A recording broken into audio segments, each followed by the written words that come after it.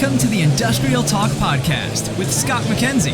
Scott is a passionate industry professional dedicated to transferring cutting-edge, industry-focused innovations and trends while highlighting the men and women who keep the world moving. So put on your hard hat, grab your work boots, and let's go. All right, once again, welcome to Industrial Talk. Thank you very much for joining the #1 industrial-related podcast in the universe that celebrates industry professionals all around the world. You are bold, brave, you dare greatly, you innovate, you collaborate, you solve problems each and every day, and that's why Industrial Talk is here for you, and we're just your cheerleaders. That's all we are. We just think that you are doing great things. If you can hear in the background, there's a bit of a buzz. Fabtech is the event. We're in Orlando, Florida, and we're in one of they call them concourses. You know it's big when you have concourses. There's a couple of concourses. In the hot seat, Donna Peterson. The company is World Innovators with an S. We're going to be talking about B2B marketing because you need to know about it. You're an industrial professional. You need to sell more. You need to be successful, and this is definitely in that realm. So let's get cracking. Hi, Donna. Hey, Scott. How are you today? Good. No complaints. All right, listeners, what we did was Donna walked on by. Donna said she has a podcast. Donna said that she talks about B2B marketing. And then Donna said, yes, I'll be on your podcast. It was very sophisticated. Yeah, that was the criteria. Very, yeah, I enjoyed it. So you've been to Fabtech before? Yes, I have. Yes. What makes it great? What makes it so spectacular? Phenomenal? It is because it brings so many people in one place. You know, last year in Chicago, it was just as big. I don't think there was 3 concourses like you just said, but there are a lot of companies here from all over the world. And for me, it is good to see the equipment in motion. Yeah. You can't market something if you don't know exactly how it works, how large it is, what it can do, and also what are the advancements that a lot of these manufacturers are using with AI. Yeah, see, that's the big deal, man. And of course, there's just a lot of, and I was up in Chicago last year and broadcasting there too as well. It fascinates me how the conversation has changed in 1 year. Yes. It's like there was a tipping point. Now how do we leverage AI and all of that? What else have you been seeing? A lot of it is the AI, but when it comes to marketing, it has to be about building relationships now. It can't be just sending out, I know, right? No mind-blowing. Well, think about it. The marketplace is so crowded. You can't be just sending out these generic messages saying, buy my product. It's not going to work, people. And if you want to stay around for the long haul, it's building those valuable relationships and showing people that you care. You care about this industry, you care about their company, and you're going to help them succeed. Yeah, I think that you're touching on a really passionate point for me, and that is marketing, that is sales, and that is being able to do it in such a way. Because the reality is that as an industrial professional company, whatever it might be, you need to sell, you need to market, they need to know about you. You can't just live in a cave and think that everything's going to come to you. A lot of companies think they can. They think they're a legacy brand. They don't think they need to advertise. Everyone will come to us. They know us. You can't do that anymore. You got to make sure you're out there with your brand. You got to show them what new advancements you have. You've got to be out there talking. Tell me your thoughts about email marketing. Oh, I love email marketing. Tell me about it. Well, our company was founded 44 years ago, and at the time it was founded as a list company. And my mother went around the world meeting with B2B publishers, asking if they could use the postal list. Because imagine, 44 years ago, it was only postal, it was only print. Yeah. And she was working with Frost & Sullivan, Gartner, Caltech, some large companies, and they needed quality lists. That hasn't changed. Obviously, the channels have. So we've evolved into doing email marketing. But even with email, you can't do a one-off email blast and expect to get all these sales in. Even if you segment your list and you give a personalized message, people are busy. So you got to make sure you hit them more than once, but with valuable content that they'll want to read. Yeah, see,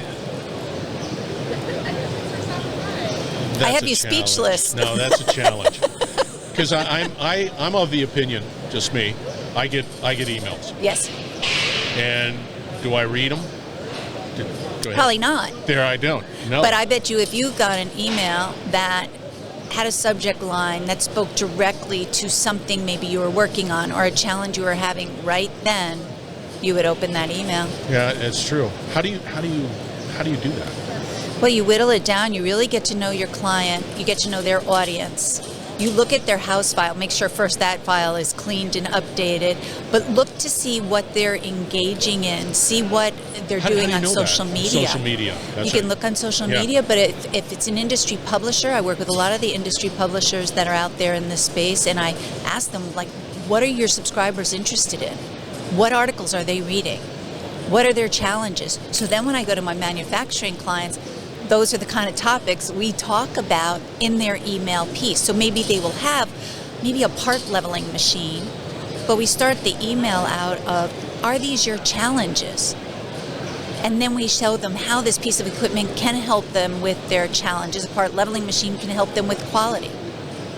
And so we incorporate that in, but we give them a takeaway in every piece we put out there so that it's not just that marketing piece of, here's our product, buy it, that's it. Yeah. They get value out of it. But I think the area that I hear what you're saying is, yeah, I get it, but it's that level of consistency. There's this expectation out there that I do it one time and people are going to be knocking down my door, and they lack the tenacity. I'm not pointing at you. It's okay if you are. No, I'm ready for it. Who's ever listening, I don't want to say that you lack tenacity. You can say it to me. Come on, bring it on. You lack tenacity. You think so? Yeah. That's How it. dare you? I'm out of here, man. Forget it. I'm going to toss the table. You suck. No, it requires that.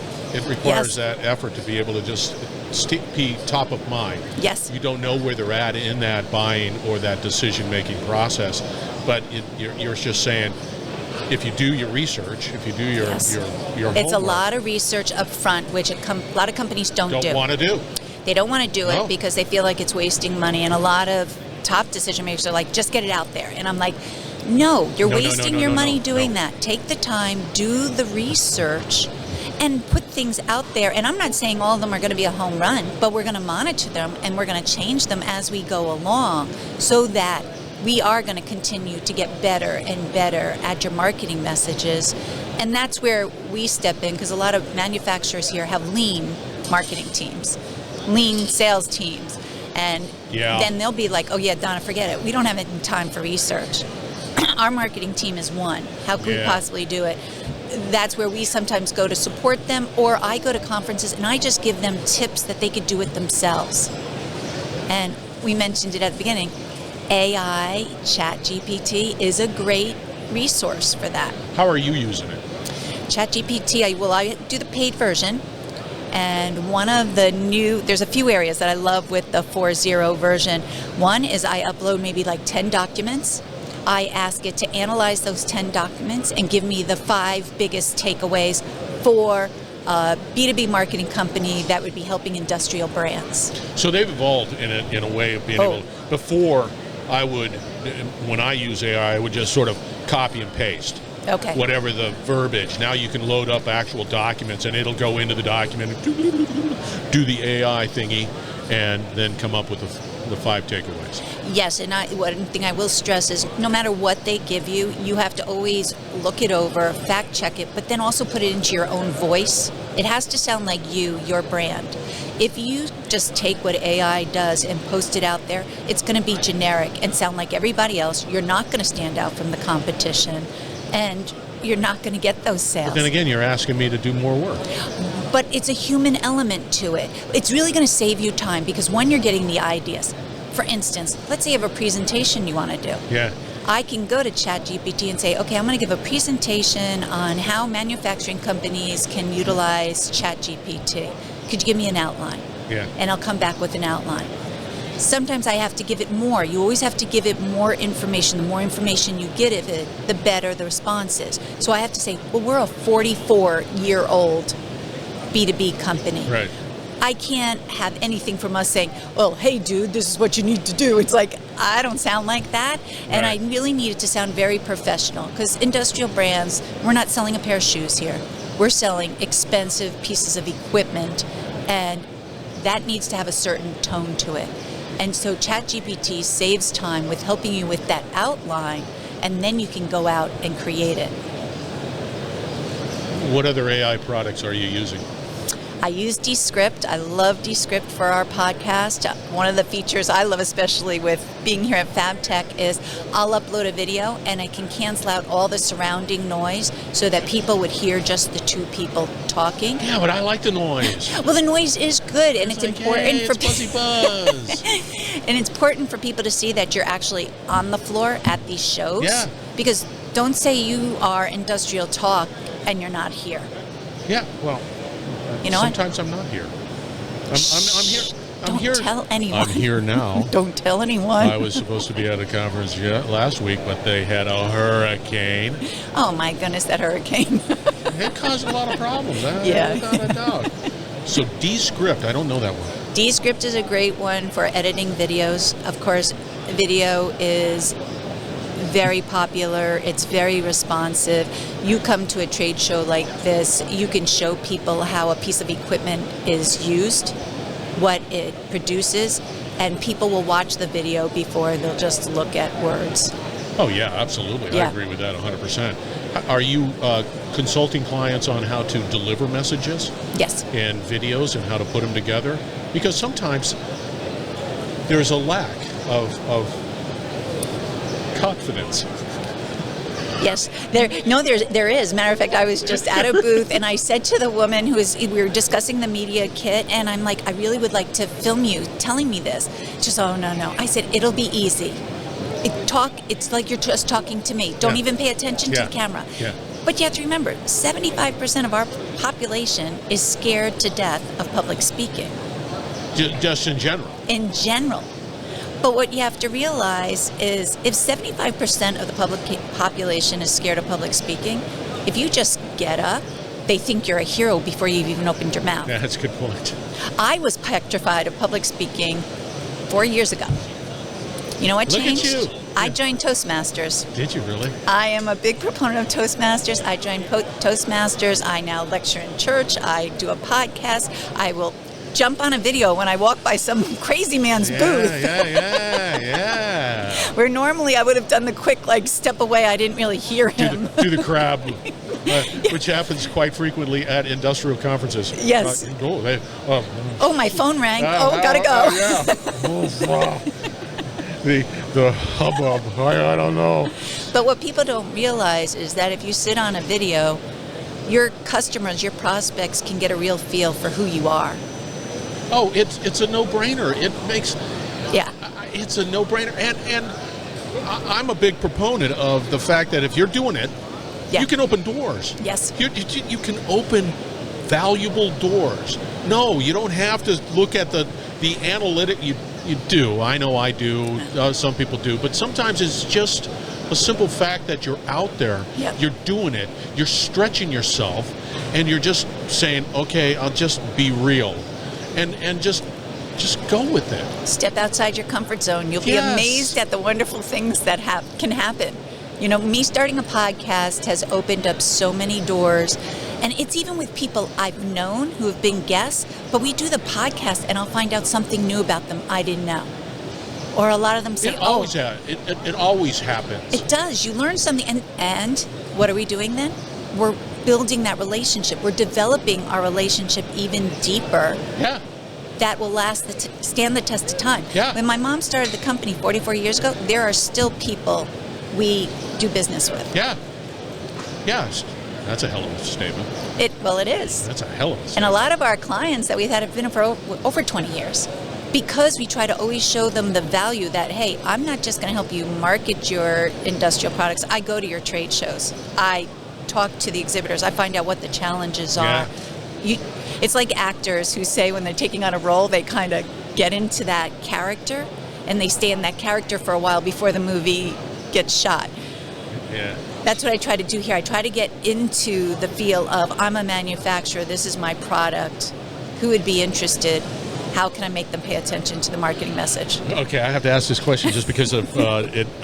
I remember when I decided that I needed to podcast, which was just out of the blue. I'm driving back from a client. I'm listening to podcasts. I said, "Ooh, I need a podcast." And at that time, I had a company, and I contacted my IT group, and I said, "I'm going to do podcasting." And it was just that simple. Yeah. And then I remember going through the process, and there's a reason why I wanted to, is because I wanted to create the relationships. Yes. And so I'm heading down that road.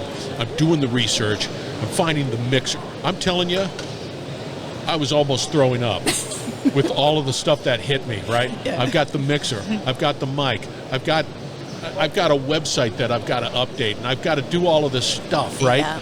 And I'm definitely pushing the envelope. And then when I did all that research and I have everything in place, I had to do one. Yeah. And I remember that point vividly, and I said, "All right, you can push it off no longer. Yeah. You can research it no longer. You got to do Yeah. one." And then I remember just saying, "What am I going to do it on?" Well, I'll just chirp on time management or something like that, Yeah. right? And why it's important to have a sense of urgency, whatever it might have been. Yeah. And what was that like for you, where you were just like, okay, I got to get that mixer, I got to get that mic, I got to get that thing, I got to get this, I got to be able to do, and then all of a sudden You just got to get started. You just do it. You just What do was it. your first one? Oh, my first one was with a publisher who I had known for years. up. Yeah, and it was all about crossing, it was right around COVID, it was crossing over B2C to B2B. Yeah. Because what we saw with COVID, you know, B2B was very, very stoic. You didn't Yeah. talk about your personal life at No, all. no. When I had my children, no one in my industry even knew I was pregnant. You know, like I had them and I was Right. back to work the next day. You didn't talk about it.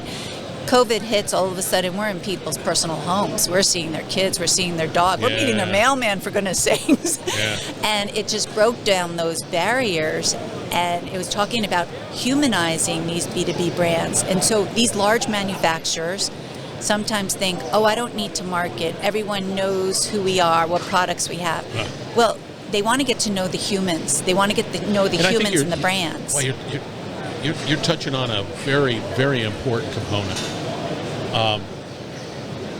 There's a challenge with companies. Like, I take it for granted that I can get out on LinkedIn and I can be Scott out on LinkedIn, and they can look at Scott and look at my stat card and get to know me a little bit more as Scott. But if I was a company, then it just, you have a hard time. And I think companies in general have a hard time showing that human aspect.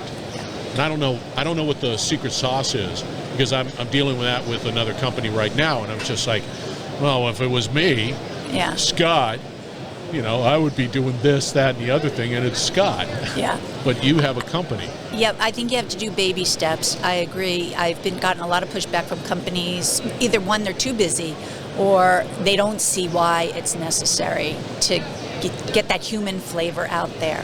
But what it does, it just deepens that relationship, because people like to, especially now, people like to work with brands that have common interests, common philosophy, yeah. common paths. Yeah. And if you get it out there in a natural way, don't come up and say, oh, you're green, you're sustainable, if you're not. Don't do that. You got to walk the talk, whatever you put out there.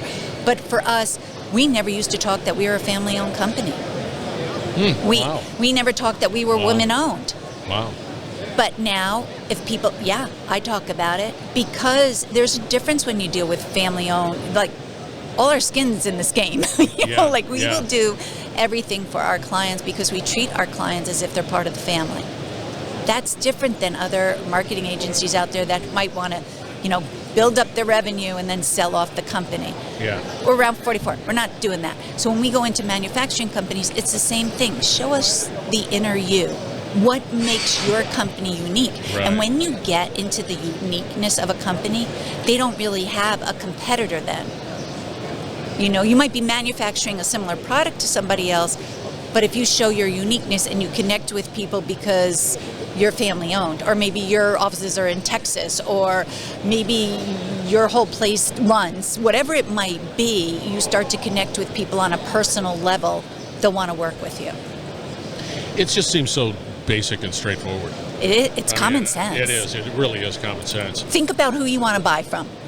Oh, yeah. That's exactly the philosophy you have to put out there. Absolutely. And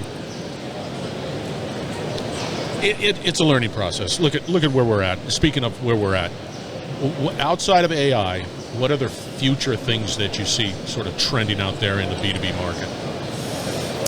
Well, AI is just so big. It is. I can't believe you don't want me to talk about it, but that's just big. But it is fascinating, some of the platforms that are coming out. Of course, they are incorporating some AI. I was just at a booth here where they're going to be able to analyze the different sketches you have of your pieces of equipment, the parts that you use. They're able to analyze it to figure out maybe what would be your next product offering, which would be easy for you to do in a cost-effective way because of the information you already have in-house. I also find it fascinating, these pieces of equipment now that have features built in where they know when it's going to shut down. Yeah. They know if a part needs to be replaced. Yeah. They're saying that because there's been such a labor shortage that with this technology in these pieces of equipment, you could maybe have one person manning 3 pieces of equipment, not just one. Yeah. You won't have downtime, creating just a more productive atmosphere. And people will say, oh, but you're taking away human jobs. And I don't believe that. I believe that the AI and the technology is going to help with some of the more mundane, but it's going to raise people up to do higher level jobs that they'll be more impressed with. You out on LinkedIn? Yes, I am. Pretty active? Yes. Yeah. If you were going to say no, I was going to say, what kind of a marketer are you? Wow.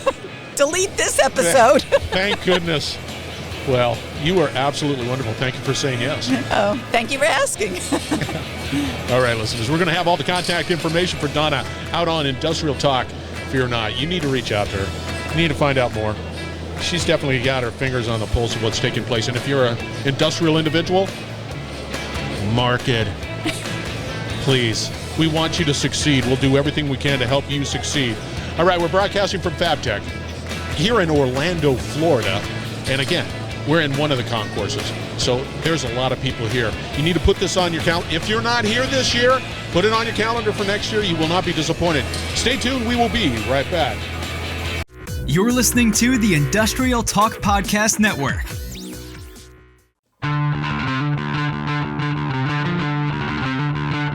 We here at Industrial Talk want you to succeed. That's the name of the game. You industrial company, you industrial professional, you need to succeed. It is incumbent upon you succeeding. You need to reach out to Donna. You need to attend Fabtech. They are absolutely vital for your success. I hope I'm painting a great picture because I think you need attention. You need more attention. Attention's not bad. Attention's good. So figure that strategy out. Contact Donna Peterson. Contact information out on Industrial Talk. Speaking of attention, you have a podcast, put it out on Industrial Talk. You have technology, put it out on Industrial Talk. That's our sole focus. It gets you attention, period. End of story. It's easy peasy. Easy equation. You want to be on a podcast? Contact me. Be bold, be brave, dare greatly. Hang out with Donna, change the world. We're going to have another great conversation shortly, so stay tuned.